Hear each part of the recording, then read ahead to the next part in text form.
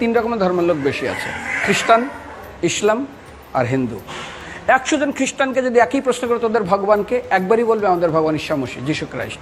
মুসলমানকে জিজ্ঞাসা করবে 3 থেকে 5 মানে মৃত্যুর আগে পর্যন্ত, যাকে এই তোদের ভগবানকে, একই উত্তর দেবে, ভাই আমাদের ভগবান হলো আল্লাহ। হিন্দুদেরকে যদি একই প্রশ্ন করা হয়, ভাই তোদের ভগবানকে, কনফিউজ।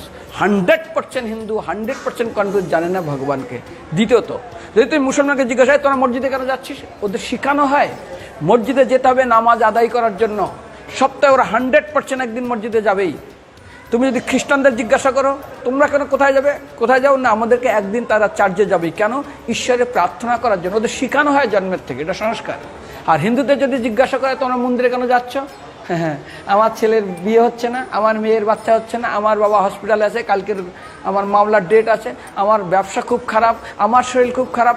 99.99 হিন্দু জানে না মন্দিরে কেন আসা উচিত, তাদের ভগবানকে মৃত্যুর পরে কোথায় যাবে। মুসলমানকে জিজ্ঞাসা করবে মৃত্যুর পর কোথায় যাবে, বলবে ভাই নামাজ রোজা যদি না করি দোজকে যাব, অর্থাৎ নরকে যাব।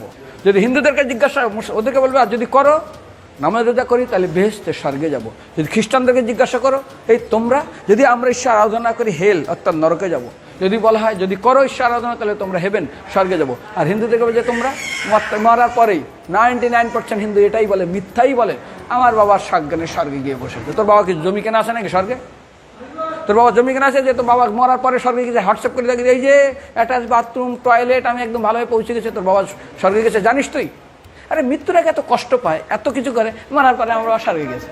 আরে যখন পুলিশে কোনো কয়েদি কোনো অপরাধীকে ধরে 2-4টা ডান্ডা মারে, তারপর থানায় গিয়ে আরও ট্রিটমেন্ট করে, তারপরে কোর্টে বিচারে, তারপর জেল কাটে, মৃত্যুর আগে এত কষ্ট করে আমরা মারা যাই, মারার পরে আমার বাবা স্বর্গে গিয়ে বসে আছে, ওর বাবার জন্য জমি কেনা আছে না, এরকম বলা যাবে না।